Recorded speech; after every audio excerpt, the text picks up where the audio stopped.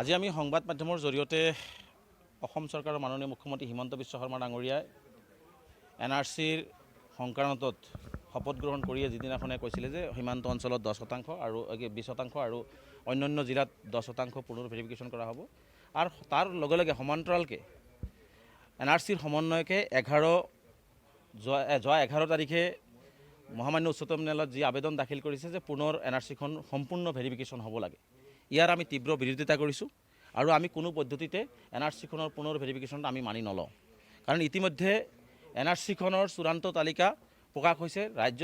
আমাৰ ইতিমধ্যে ভাৰত চৰকাৰৰ গৃহ মন্ত্ৰালয়, ভাৰতৰ বৈদেশিক মন্ত্ৰালয় এই NRCখনৰ চূড়ান্ত NRC বুলি প্ৰকাশ কৰিছে। আৰু ইতিমধ্যে এই ৰিভেৰিফিকেশ্যনৰ নামত 31/8/2019 তাৰিখে NRCখন প্ৰকাশ হোৱাৰ পূৰ্বেই ভাৰত চৰকাৰ আৰু অসম চৰকাৰে NRCৰ নাম অন্তৰ্ভুক্ত হোৱা বা বাদ পৰা মানুহখিনিৰ ৰিভেৰিফিকেশ্যনৰ কাৰণে এটা আবেদন দাখিল কৰিছিল আৰু ইতিমধ্যে উচ্চতম ন্যায়ালয়ত এই আবেদনটো খাৰিজ হৈছে। গতিকে এটা আবেদন খাৰিজ হোৱাৰ পিছত পুনৰাই কিহৰ ভিত্তিত কি যুক্তিত আচলতে NRCখনৰ পুনৰ ৰিভেৰিফিকেশ্যন তেওঁলোকে বিচাৰিছে।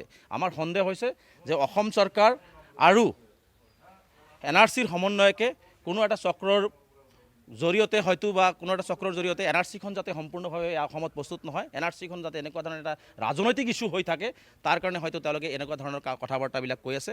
গতিকে আমি শক্তিশালীভাৱে আমি NRCখনৰ যে ৰিভেৰিফিকেশ্যন নালাগে, যুক্তি সহকাৰে আমি পুনৰবাৰ, যিহেতু আমি পূৰ্বেও NRCৰ সংক্ৰান্তত আমি উচ্চতম ন্যায়ালয়ত যুঁজি আছোঁ, আমি পুনৰবাৰ আমি নোটিছ পোৱাৰ পিছতেই আমি উচ্চতম ন্যায়ালয়ৰ দ্বাৰস্থ হ'ম।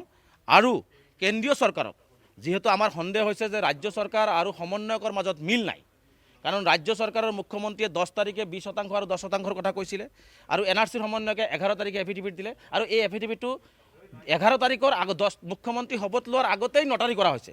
তাৰমানে পূৰ্ব পৰিকল্পিতভাৱে সমন্বয় ডাঙৰীয়া এই কামটো কৰিছে। গতিকে ৰাজ্য চৰকাৰ আৰু আমাৰ সমন্বয়কৰ মাজত যি মিল নাই বা তেওঁলোকে যে NRCখন বানচাল কৰিব বিচাৰি আছে, এই কথাটো প্ৰতিপন্ন কৰিব বা ব্যৱস্থা ল'বৰ কাৰণে আমি ৰাজ্যৰ গৃহ মন্ত্ৰালয় আৰু ভাৰতৰ মহাপঞ্জীয়কক আমি এই কথাখিনি অৱগত কৰিম, যাতে তেওঁলোকে এটা বিহিত ব্যৱস্থা গ্ৰহণ কৰে। কাৰণ ৰাজ্যিক সমন্বয়কজনৰ প্ৰতি আমাৰ এনেও আস্থা নাই, কাৰণ তেওঁ বিভিন্ন সময়ত সাম্প্ৰদায়িক NRC সংক্ৰান্তত সাম্প্ৰদায়িক মন্তব্য কৰিছে।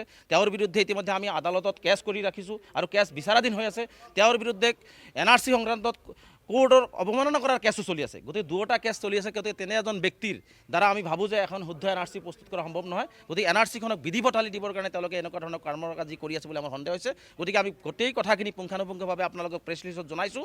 গতিকে এই কথাখিনি লৈ আমি আদালতৰ দ্বাৰস্থ হ'ম আৰু কেন্দ্ৰীয় চৰকাৰক আমি অৱগত কৰিম।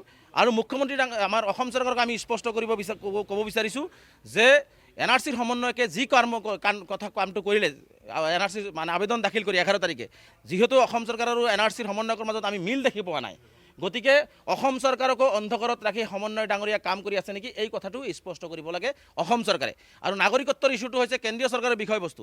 সেই বিষয়বস্তুটো অসম চৰকাৰ আৰু সমন্বয়কে নিজাববীয়াকৈ যদি এই ধৰণৰ কৰ্মৰাজি কৰে, আমি ভাবিম যে কেন্দ্ৰীয় চৰকাৰকো অন্ধকাৰত ৰখা হৈ আছে। গতিকে কেন্দ্ৰীয় চৰকাৰে এই ক্ষেত্ৰত ইয়াৰ স্থিতি স্পষ্ট কৰিব লাগিব।